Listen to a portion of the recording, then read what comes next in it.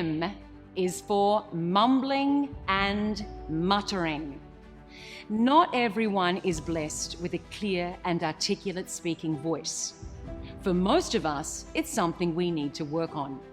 And yes, it is important to articulate your words properly. Otherwise, how will anyone understand what you're trying to say? One tip to remember when you're speaking is to breathe. This helps keep you calm and speak from your diaphragm. Don't be afraid to speak up and turn up the volume, especially in situations where your voice may be competing with a loud or noisy environment. Finally, take your time. Rushing through your words really compromises the power of your message. Give every sentence or idea time to resonate clearly. You'll find that people respond better to what you say, and as a bonus, you won't have to say it more than once.